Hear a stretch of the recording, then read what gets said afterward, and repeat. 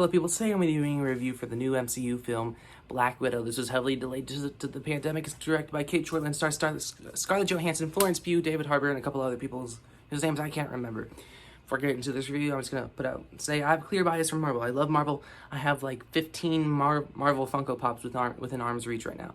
So I'm just putting it out there. I'm a huge Marvel fan, so if you're not a Marvel fan going on into this video, I'm going to say this. You're not going to like this movie if you're not a Marvel fan. This is definitely the Marvel formula at its Marvel formula, because it's, if you like the Marvel formula, you're gonna like this. If you don't like the Marvel formula, you ain't gonna like this at all. So let's get into let's get into what I didn't like about this movie. The conclusion was very, I don't want to call it soap-opera-y, but it was very Captain Marvel-like.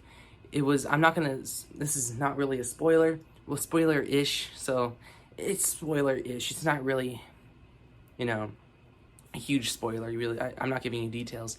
I'll just say it. The ending felt like we're all friends now. It felt like Vin Diesel directed it, and they were all going, we're family. So it really, you know, the ending didn't feel like what the rest of the movie felt like. Particularly, well, I'm not gonna spoil it. Taskmaster looks visually great. The idea of Taskmaster is great. The concept, like I said, loved it. The execution, the twist, not the biggest fan of that. I'm sure you're going to hear that all over the place. And there's another villain in this movie. You see him in the trailer briefly. He just says, bring her home. It's the fat Russian dude. Yeah, I'm trying to be nice, but I'll just say that I'll be honest, tell you what I think, that he just might be the worst Marvel villain. He really just might be. Not lying.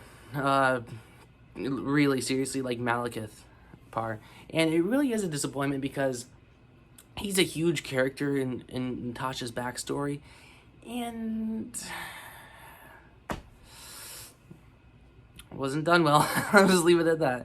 And speaking of new characters, there are a lot of new characters in the movie. We introduce all of Natasha's family and a couple of other characters too.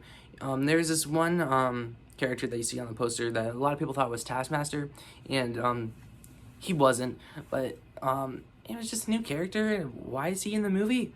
I don't know. I really don't. And there's just a lot of characters I'm like, you could be substituted for this person, and so we could have more time with Natasha. This was Natasha's final movie, and I don't want to sound like, I don't want to be that person where I say, you know, because I don't want to be that person who say this wasn't Natasha's movie, because it was Natasha's movie without a doubt. But I just ended up kind of wanting more, because her backstory is explained, but almost to the bare bones, like what they did in An Age of Ultron. So I really didn't. I'm like, well, did you understand why we wanted this movie? Because we wanted to learn more about the Red Room, and they really briefly go over it. We learn a little bit more details, but not necessarily what I really expected out of a Black Widow movie. And that's where the too many characters just come in, because there's a lot of character arcs, character dynamics, and they're all really good, I'll say that. It's just, at this point, I'm like, it's a little too much, because the movie tries to do like a send-off at the end, and I'm like, does this feel earned for this movie? No. Does it feel earned for the MCU? Yes, but as a film, as a movie itself, does it feel earned? Not really. I'll just say that. Third act. This is very much a Marvel trope, very choppy. It has that type of style where you see characters about to fight, they start running to each other, and then you cut to this next scene where someone's like in a room or something saying, okay, I got this ready, and then you would expect in most movies, when they cut to the other person, back to that was just running at the person, they would be in the middle of the fight, because that's how chronological order works. But no, it cuts back to the person running towards the other person. I don't like when editing does that. It feels choppy to me. It feels clunky. And the movie tries to have this spy feel in the third act, but it never really established that within the first two acts. And so I see people coming out of the movie saying, that was a spy movie. But no, it was a third act spy edition. And one of the only reason why it felt like a spy movie in the third act is because they didn't tell you the plan, and they explained it throughout the third act as things were going on. So it really wasn't a spy movie for me. The third act is a little choppy. And I don't want to sound like I didn't like this movie, because I'll tell you this. I really enjoyed this movie. I really did. And like I said, I just got my problems out of the way real quick, because I really did enjoy it. I really had a fun time with this movie from beginning to end. You probably think, if you clicked off by now, you probably think I didn't like the movie. But yeah, this was definitely meant for the big screen. Like I said, you could go on Disney Plus or see it in theaters. And I chose to see it in theaters, and it was worth it. I saw it in Dolby Cinema. I love Dolby Cinemas. I prefer it over IMAX. If you have a Dolby Cinema near you, haven't seen anything in Dolby Cinema, go to a Dolby Cinema, because like I said, better than IMAX, I think. It's not as big a screen as IMAX, but the projector is great. Everything, it's just awesome. This movie, it's just a fun movie. I'm gonna say that it's a fun Marvel movie, and as far as MCU ranking goes, you'll have to wait for my next video to see. And that will. And by the way, I won't be doing my Marvel ranking until Loki is done, so I can include Loki in that. And plus, you don't know where Falcon and the Winter Soldier ranks as well, so there'll be three new additions to the Marvel saga at this point. The opening scene, well, not the opening scene, because the opening is awesome. And it really gave me that Black Widow opening I wanted. And it really got my hopes high for the movie. And, well, I enjoyed the movie throughout. And I'm not saying like I wasn't disappointed, because it was exactly where I thought it was going to be.